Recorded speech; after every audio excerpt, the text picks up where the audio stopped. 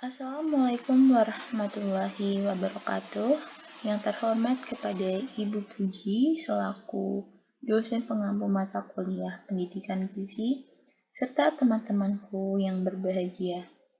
Kami dari kelompok 7 izinkan untuk mempresentasikan hasil diskusi kami. Sebelumnya, izinkan kami untuk memperkenalkan diri terlebih dahulu. Di sini ada Dewi Kemuning sebagai pemateri dan moderator, dan yang kedua ada Diani Sekarting Arintas sebagai pemateri, dan yang ketiga ada Eka Zuni Astuti sebagai materi. Baik, topik yang bakal kita bahas ada konseling gizi.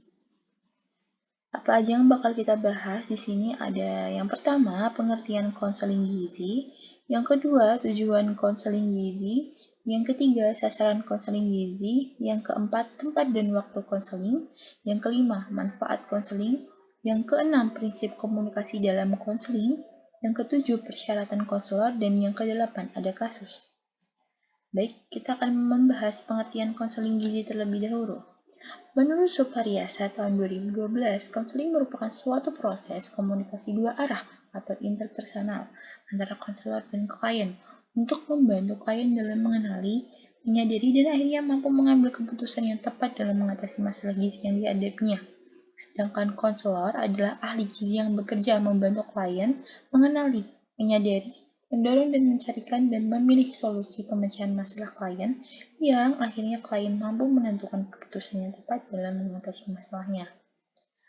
Adapun tujuan konseling gizi yang pertama, membantu klien dalam mengidentifikasi dan menganalisis masalah klien serta memberi alternatif pemecahan masalah.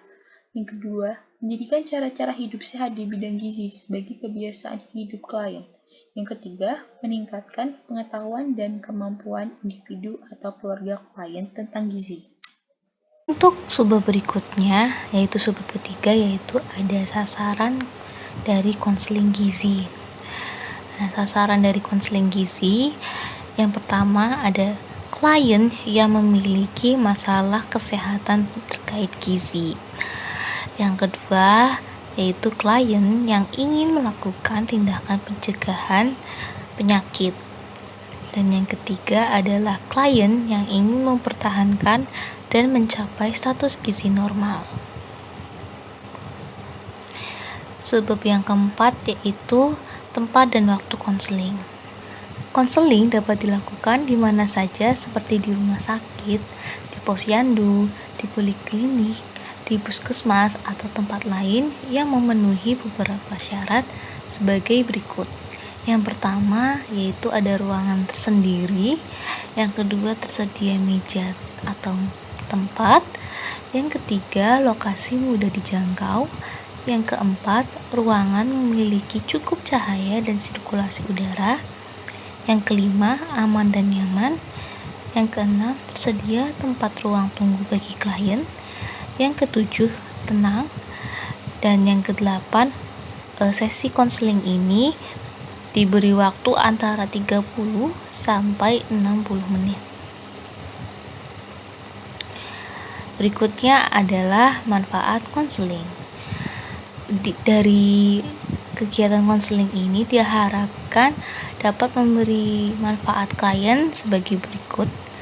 Yang pertama, membantu klien untuk mengenali permasalahan kesehatan gizi yang dihadapi, membantu klien mengatasi masalah, mendorong klien untuk mencari cara pemecahan masalah, mengarahkan klien untuk memilih cara yang paling sesuai baginya, dan yang terakhir, membantu proses penyembuhan penyakit melalui perbaikan gizi klien.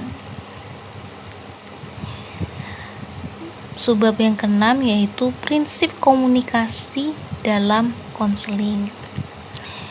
Ada prinsip-prinsip konseling yang perlu diperhatikan. Yang pertama, konselor harus memperhatikan beberapa hal seperti menghargai pendapat klien, latar belakang, agama, dan lain-lain. Yang kedua, menentukan tujuan komunikasi. Yang ketiga, pahami isi pesan yang akan disampaikan. Yang keempat, samakan persepsi terlebih dahulu agar bisa berbicara dan berkomunikasi dalam pengertian yang sama. Yang kelima, gunakan komunikasi verbal ataupun nonverbal. Yang keenam, gunakan alat bantu atau media yang tepat sesuai kebutuhan. Yang ketujuh, berikan informasi secukupnya. Cara memperoleh umpan balik dari klien pada sesi konseling bisa dilakukan dengan cara yang pertama, memberikan kesempatan kepada klien untuk bertanya, mengajukan pendapat, dan menceritakan pengalamannya. Lalu dilanjut dengan mengajukan pertanyaan atau meminta penjelasan kembali kepada klien untuk mengetahui pemahaman klien tentang informasi yang telah diberikan. Dan yang terakhir, meminta klien untuk meringkas informasi yang telah disampaikan dan yang telah diterima. Berikut persyaratan konselor. Yang pertama, keahlian. Yang kedua, menarik. Yang ketiga, dipercaya. Yang keempat, empati. Yang kelima, kesadaran tentang diri dan pemahaman. Yang keenam, keterbukaan. Yang ketujuh, objektivitas. Yang kedelapan, kompeten. Dan yang terakhir, kesehatan psikologis yang baik. Slide selanjutnya, kasus. Pada Dinkes Depok buka pelayanan konseling gizi Rabu 26 Januari 2002 oleh Rusdi Nurdiansah dan Dwi Murdaningsih,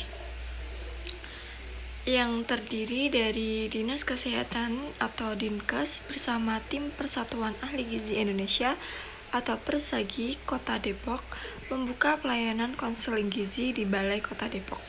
Pelayanan tersebut merupakan salah satu rangkaian kegiatan peringatan Hari Gizi Nasional di Kota Depok.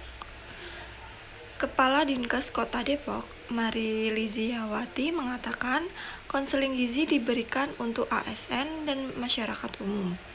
Melalui pelayanan tersebut, bagi yang mengalami gangguan kesehatan akan diberikan rekomendasi pola makan yang seimbang. ASN yang sudah menjalani screening kesehatan dan hasilnya melebihi batas normal diarahkan untuk melakukan konseling gizi agar kedepannya dapat mengatur pola makan yang baik untuk kesehatannya.